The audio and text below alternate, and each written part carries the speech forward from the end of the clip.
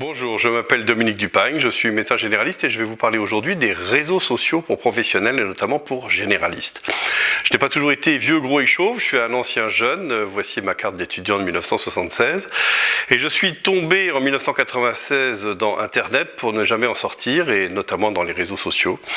Je vais vous en parler, vous expliquer en quoi ils sont utiles, pourquoi il y a tant de réticence à leur usage parmi nos confrères et quel outil merveilleux ça peut être pour sortir de sa solitude.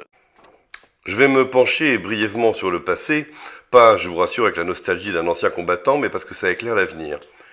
Les premiers espaces de dialogue digitaux concernant la santé sont apparus dans les années 90. Il y a eu le BBS Horus, d'usage confidentiel, qui a été détrôné par Internet qui apportait deux services plus adaptés, Usenet et l'email. Usenet est l'ancêtre des forums en ligne. Un des pionniers de l'Internet médical, Frédéric Sonis, actuellement urgentiste dans le Médoc, a été à l'origine de la création du groupe Usenet médical FR Biomédecine. Ce groupe était fréquenté par une dizaine de médecins, par des patients en demande d'information et par des trolls qui venaient bien sûr vendre leurs thèses complotistes. C'est là que j'ai fait mon apprentissage des échanges numériques en y postant des milliers de messages, mais l'absence totale de modération a fini par rendre l'outil inutilisable. Par ailleurs, la poignée de médecins qui y postaient est restée de sable pendant plusieurs années et même a diminué, comme si l'outil avait d'emblée fait le plein des médecins intéressés par ce type d'objet communicant. J'ai alors rejoint les pionniers du web qui géraient les premiers sites internet médicaux, car on ne parlait pas de blog à l'époque. Ils avaient choisi le nom de médecin maître toile pour traduire webmaster, et du coup, pendant des années, tout le monde nous a pris pour des peintres. Le site le plus emblématique de cette époque est sans doute esculap.com. Attention, ça pique les yeux, mais le contenu est vraiment de grande qualité. Son créateur, Hugues Rebaud, est un médecin généraliste réunionnais qui a fait pas mal de choses avant de débuter ses études de médecine à 27 ans, comme beaucoup de pionniers. On est toujours à la fin des années 90. Là encore, j'ai été surpris de constater que nous sommes restés peu nombreux pendant 10 ans. Comme si nous avions fait le plein d'emblée des médecins webmasters communicants. En fait, on observe une rupture générationnelle à partir de 2005. Il y a un virage 2.0, c'est-à-dire que les espaces deviennent interactifs, le public peut réagir face aux écrits des auteurs de sites. On appelle ça des blogs et cette fois-ci ce sont des jeunes qui apparaissent avec bien sûr Jadot qu'on ne présente plus, mais Boré et des dizaines d'autres que j'ai regroupés au sein d'une sélection appelée le Club des médecins blogueurs. Je vous signale au passage que vous pouvez vous abonner à la newsletter qui vous permet d'avoir tous les jours les titres des articles publiés par ces blogueurs. Revenons aux outils utilisés par les médecins pour communiquer entre eux. Historiquement, c'est et ça reste la liste de discussion dont le principe est simplissime. Les conversations se font par email et un outil informatique dispatche tous les messages à tous les abonnés. Aucun logiciel autre qu'un lecteur de courrier électronique ou un webmail n'est nécessaire. Alors bien sûr, le résultat n'est pas très propre puisque les participants ne tiennent aucun compte des recommandations de bon usage, ils postent au-dessus, au-dessous, ils citent tout le message initial au lieu de sélectionner ce à quoi ils répondent. Bref, c'est difficile à lire. Mais, en pratique, c'est très difficile de faire adopter un autre outil aux médecins et je vais vous expliquer pourquoi. La solution au forum paraît beaucoup plus séduisante, les messages sont organisés, les citations sont assez faciles et permettent de répondre à une partie du message. Il n'y a pas de pollution par des bouts de messages qui traînent et c'est beaucoup plus facile à lire. Certes, c'est beaucoup plus séduisant, mais en pratique, ça ne marche pas. Je n'ai jamais réussi, personne n'a jamais réussi à faire venir des médecins sur un forum parce que ça nécessite une démarche volontaire. Il faut décider d'aller sur le forum. Même les notifications par mail ne suffisent pas. Et donc, tous les outils qui ont été créés pour favoriser ce genre de communication en ligne n'ont jamais fonctionné. Donc la liste de discussion avec les nouveaux outils type Twitter ou Facebook dont nous allons parler reste actuellement le seul outil qui permet de discuter entre professionnels avec un trafic minimal. Je vais vous parler maintenant de MG Clinic, liste de discussion destinée aux médecins généralistes que j'ai créée en 2006.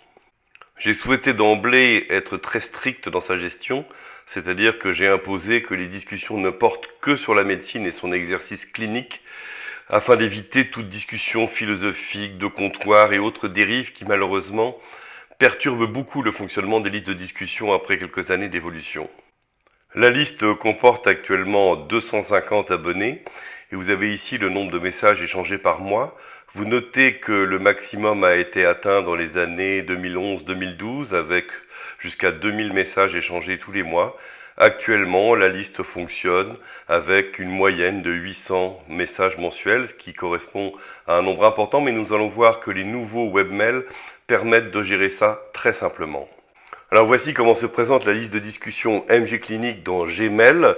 Dans le cas précis, j'ai créé une boîte spéciale pour regrouper les messages de MG Clinic qui sont d'ailleurs identifiés par ce qu'on appelle un flag, une sorte de drapeau qui est MG Clinic entre deux accolades. Donc pour chaque discussion, vous avez un titre et les messages sont regroupés par discussion, ce qui bien évidemment évite de saturer complètement votre boîte mail avec des centaines de messages. Donc vous lisez ce qui vous intéresse, vous participez aux discussions qui vous intéressent, c'est quand même extrêmement commode.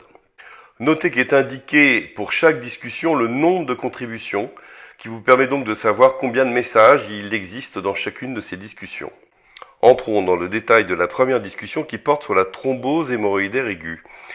Le posteur a besoin d'une réponse avant 14h45 car il revoit sa patiente. Il a justement plusieurs réponses qui vont arriver avant cette heure fatidique et qui vont l'informer sur différents aspects de la prise en charge de cette thrombose. Il peut s'agir d'éléments techniques, de la prise en charge administrative, de la cotation, des précautions, du matériel, de la faisabilité des différentes variantes, bref. Notre contributeur va obtenir assez rapidement beaucoup d'éléments qui vont lui permettre de s'informer correctement sur cette problématique particulière.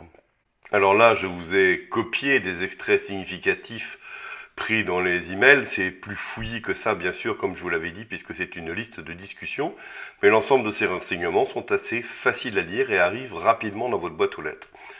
Il est d'ailleurs possible de mettre des images, d'associer des images au message, et là nous sommes gratifiés de cette photographie d'une slide sur l'ablation du thrombus hémorroïdaire au bistouri. Alors il y a bien sûr les nouveaux outils, à commencer par Twitter. Sur Twitter, les médecins, qu'on appelle des tweetos quand ils sont sur Twitter, échangent à l'aide du hashtag DocTocToc. C'est ce qui permet d'interroger ses confrères. Et donc, ce tag signale qu'un tweetos médecin souhaite l'avis de ses confrères sur un problème particulier concernant la médecine. Alors, prenons un exemple. Par exemple, un urgentiste a affirmé à la maman qu'un patient que les streptotests pouvaient être des faux négatifs en cas de forte fièvre. Voyons les réponses qui ont été obtenues. Donc vous voyez que d'autres tweetos ont indiqué des réponses. Bon, c'est quand même assez limité parce que les réponses ne peuvent faire que 140 caractères et surtout c'est complètement public donc c'est pas très facile d'avoir ce genre de discussion dans un espace qui est ouvert à tout. Enfin, sur smartphone, il faut parler de Medpix, application dédiée à la communication entre médecins à partir d'images. C'est plutôt bien fait, c'est simple, il n'y a pas beaucoup de trafic, ça dépasse pas une dizaine de messages par jour. C'est peut-être une solution d'avenir, je sais pas. En tout cas, c'est simple et bien fait. Alors tout ça, c'est bien joli, mais ça n'explique pas pourquoi nous sommes si peu nombreux finalement à utiliser les réseaux sociaux, quelques centaines pour 200 000 médecins. J'ai fait une petite enquête en 2014 pour essayer de comprendre, j'avais mes petites idées, est-ce que c'est parce qu'ils sont débordés, est-ce que c'est parce que nous sommes allergiques au clavier, que nous sommes solitaires. C'est vraiment compliqué, mais en même temps les réponses sont assez consensuelles. On retrouve la peur d'être jugé par ses pairs, voire d'être méprisé ou ridiculisé si on pose des questions qui seraient vécues comme idiotes, contrairement aux Américains. Et le fait qu'on soit aussi très réticent vis-à-vis des nouveaux usages, on espère que les jeunes comme vous feront changer tout ça. Il y a aussi le fait que nous avons longtemps connu ces échanges autour de la convivialité apportée dans la vraie vie, IRL comme on dit, in real life, grâce notamment à l'industrie pharmaceutique et que nous ne sommes pas forcément prêts à franchir le pas du numérique. Ensuite, il y a la culture hippocratique, c'est vrai qu'elle est vraiment enracinée dans le secret. On est pudique, on n'a pas envie de parler de choses qui nous concernent et qui concernent nos patients. Sur Twitter, des expressions aussi comme trop vieux, trop peur d'être jugé par les autres, manque de temps, secret médical. Et puis toujours cette histoire de la tête dans le guidon, bien sûr, et la difficulté de trouver du temps justement pour se consacrer aux réseaux sociaux. On a aussi cette histoire de traçabilité, de laisser une trace de quelque chose qui pourrait nous reprocher plus tard. une fatigue, même une saturation pour ceux qui y étaient initialement, la peur d'avoir toujours encore une fois du travail. Le temps est un élément vraiment très important, hein. Quand on a du temps libre, c'est pas pour retourner faire du travail dans le monde du numérique. Pour moi, les échanges numériques, ça se passe au cabinet, pendant que le patient fait son numéro de carte bleue, se rhabille ou fait un chèque. C'est là qu'on a le temps de lire un message sur une liste de discussion, voire d'y répondre brièvement. Donc, pas de miracle, un problème essentiellement de temps, de secret, de confidentialité, de timidité. Et c'est ça sans doute qui explique pourquoi on compte sur vous, les jeunes, pour faire vivre ce nouvel espace de dialogue qui fait que nous ne serons plus isolés dans notre pratique au quotidien.